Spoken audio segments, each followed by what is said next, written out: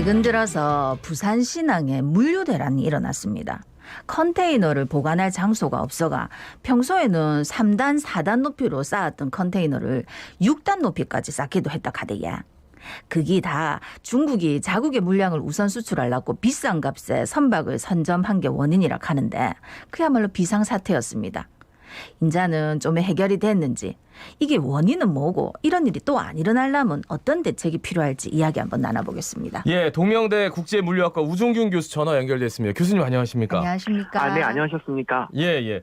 올해 부산항 물동량 최고 수준이다. 연일 계속 터져나오고 있는데 이게 도대체 어느 정도입니까? 예, 작년에 코로나 바이러스 확산의 여파로 소폭 감소했었던 부산항의 물동량이 예. 금년에는 미국의 경기 부양 정책의 영향으로 소비재 수요가 급증하면서 중국과 우리나라의 미국향 운송 수요가 급증하고 있고요. 이에 따라서 전년보다 크게 증가를 했습니다. 지난 5월에는 전년 동월 대비해서 15%가 증가를 했고, 예. 6월에는 전년 동월 대비 약 14.8%가 증가를 했습니다. 이는 우리나라의 대미국, 대유럽 수출 물동량의 증가와 함께 환정 물동량도 크게 증가하고 있기 때문인데요. 예. 이는 기존의 5월, 6월이 해운 산업의 비수기임을 감안한다면 최근 부산항의 물동량 증가율은 매우 높은 수준인 것으로 볼 수 있습니다. 예, 그러니까 이 소식 듣고 와 진짜 좋은 소식인갑다 했는데 부산항 터미널에 물량이 포화 상태여가지고 컨테이너 보관할 장소가 없어서 보관소 찾으려고 여기저기 전화하고 비용이 들었다면서요. 예. 근데 이 문제와 관련해서 청원이 올라오기도 했다는데 어떤 상황입니까? 네, 굉장히 많은 청원이 올라오고 있는데요. 예. 현재 상황을 이제 언론에서는 부산항의 물류 대란이다라고 이제 표현하고 있습니다. 이제 그 원인은 첫 번째는 북미양 컨테이너 운임이 크게 인상된 가운데 부산항에서 운송할 선박의 선복도 크게 부족해서 추가적인 비용을 부담해도 안정적인 수송이 어렵다는 점입니다. 그러니까 이는 이제 부산항의 운송 능력이 운송 수요보다 이제 크게 부족하다라는 것을 보여주는 것이고요. 예. 이제 두 번째는 운송 수요를 처리할 수가 없으니까 부산 신항에서 선적되지 못한 수출입 화물 그리고 환적 화물들이 계속 쌓이고 있는데 이런 선적을 위해서 화물을 보관하는 야적장이 이제 크게 부족하게 됐습니다.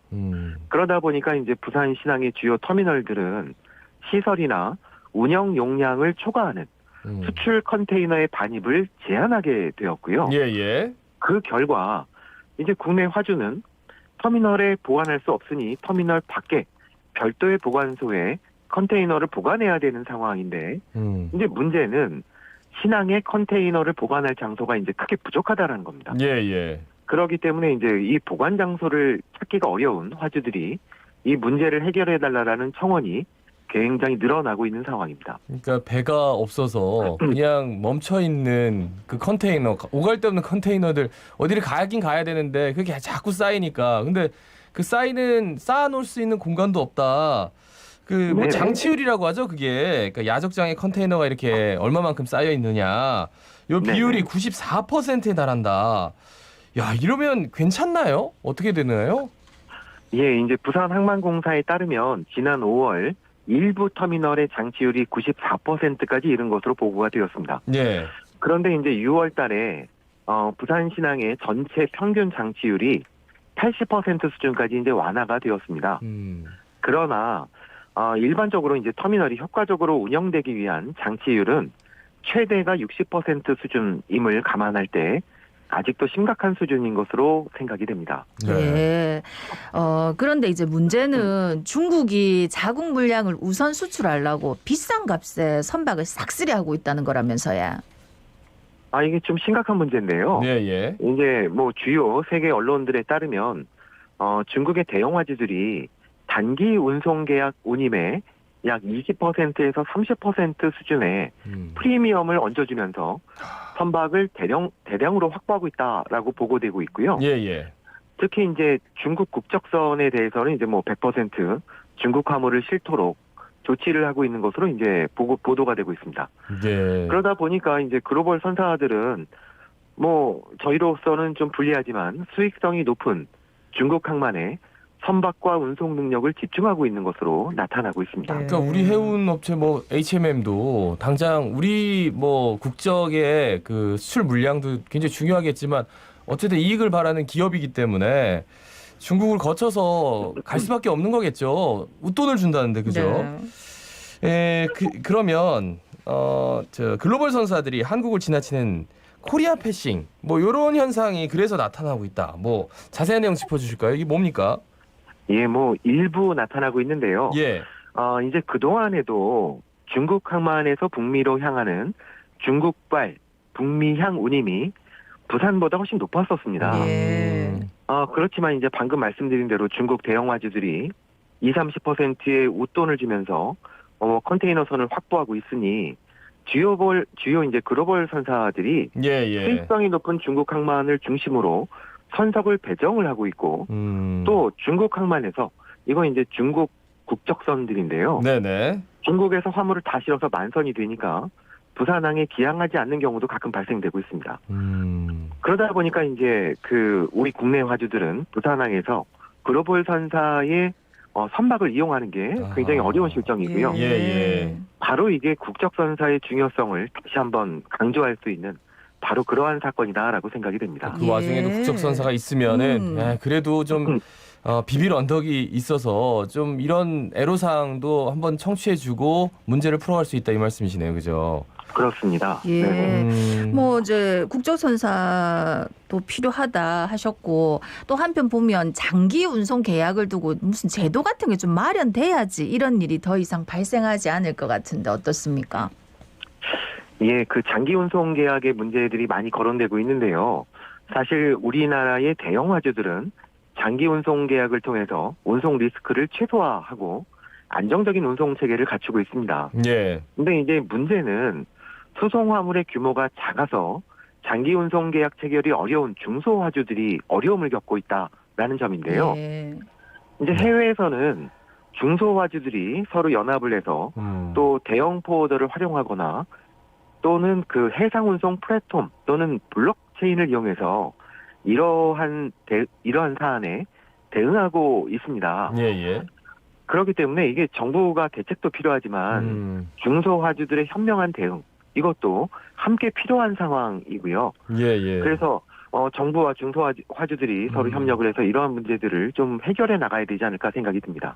그러니까 중소화주들이 이제 단기간에 물량이 많이 생기고 그때마다 이렇게 좀 그때그때 대처하는 게 아니라 같이 뭉쳐가지고 좀 장기적으로 운송 계약을 맺으면 훨씬 더 좀 유리할 수 있는데 어떻게 보면 위기는 기회라고 하는데 이 참에 이제 중소화주분들이 그 생각도 좀 깨어나고 시스템도 좀 제반 여건이 좀 만들어지는 계기가 될 수도 있다라는 생각도 드네요. 한편으로는 말씀 들으니까 그죠? 그렇습니다. 정비선사도 어차피 회사고 이익을 추구하기 때문에 네네. 서로 이익이 되는 윈윈할 수 있는 방법을 찾는 것이 가장 중요하거든요. 예. 근데 뭐 그래도 다행인 거는 또 항만 당국이 컨테이너 임시 보관소를 마련했다던데 어디에 요게 만들어지는 거고 또 언제부터 사용할 수 있습니까? 예, 이제 부산항만공사에 따르면 네. 신항의 석헌 배후부지 그러니까 이제 새로 건설하는 지역에 이제 야지가 마련돼 있으니까 예. 여기 이제 14,000 TU 정도를 적재할 수 있는 임시 보관소를 개설하겠다라고 이제 발표를 했습니다. 그런데 이 지역이 아직 공사가 완료되지 않은 지역이어서 일단밖에 적재가 되지 않고 그렇기 때문에 현재의 문제를 단기적으로 또는 근본적으로 해결하기에는 한계가 있을 것으로 보입니다. 예. 그래서 이제 부산항만공사는 내년에 5월부터 개장이 되는 신항 2-4단계 터미널이 개장이 되면 예. 지금 문제가 해결될 거로 보이지만 이거는 뭐 지금 중장기적인 문제이기 때문에 현재 문제를 해결하기는 또 한계가 있는 것 같습니다. 예. 좀 근본적인 대책 뭐 여러 가지가 얘기가 되고 있더라고요. 좀 종합적으로 정리해 주시죠. 네, 그렇습니다. 이제 부산 신항이 다양한 위기 상황을 고려해서 설계가 되고 운영이 되고 있어도 이러한 글로벌 차원의 문제가 생기면 이런 것들을 모두 해결하기 어렵다는 것이 이번에 정부와 산업계가 모두 인식하는 계기가 됐습니다. 이에 따라서 새롭게 개장하는 부산신항 터미널들은 터미널과 배후부지에 야적 공간을 더 충분히 확보해야 된다라는 것이 이번에 나타난 굉장히 중요한 사안이고요. 예. 또 한 가지는 이제 해외에서는 IT 기술을 활용해서 선사와 터미널, 선박이 들어오기 전에 터미널과 연결하고 또 터미널과 화주가 컨테이너를 보내기 전에 이러한 것들을 전부 다 연결을 해서 선적과 하역과 반입 가능 일정들을 사전에 공유하고 대기 시간을 최소화하는 물류 최적화 기술들이 개발되고 확산되고 있습니다. 그래서 우리나라도 이러한 IT 강국이니까 이러한 기술들을 빨리 개발하고 혁신도 빨리 이루어내야 이런 문제들이 앞으로 발생되지 않을 것이다 라고 생각이 됩니다. 네, 교수님 사실 한진해운 뭐 굉장히 뼈아픈 교훈을 준 것도 사실인데 정말 그 호황일 때 배를 워낙 선용료를 워낙 비싸게 장기로 계약하다 보니까 한진해운이 결국은 굉장히 좀 힘든 상황을 겪었는데 선사 입장에서도 그렇고 화주들 입장에서도 그렇고 지금 장기 계약 이 가격에 해야 되나 말아야 되나 고민이 굉장히 클 것 같아요, 교수님. 현장에서는 그죠? 네네 그렇습니다. 그래서 이번에 H&M도 또 16,000 TEU급 12척을 또 새로 건조하기로 이제 계약도 했고요. 예. 그런데 뭐 항상 물류라는 것은 그리고 세계 경제라는 것은 성장기가 있다가 또 하락기가 네네. 있고 네. 뭐 그렇기 때문에 이것이 어떻게 하는 것이 더 좋으냐라는 거에 대해서는 답이 없는 것 같습니다. 예. 다만 선박을 확보하고 그리고 경기의 그 변동에 체계적으로 대응하면서 화물을 확보하는 이런 능력이 또 경영 능력과 마케팅 능력이 굉장히 중요한 시기다라고 말씀드릴 수 있겠습니다. 예. 네. 그래요. 말씀 잘 들었습니다. 고맙습니다. 고맙습니다. 네, 감사합니다. 네, 지금까지 동명대 국제물리학과 우종균 교수였습니다.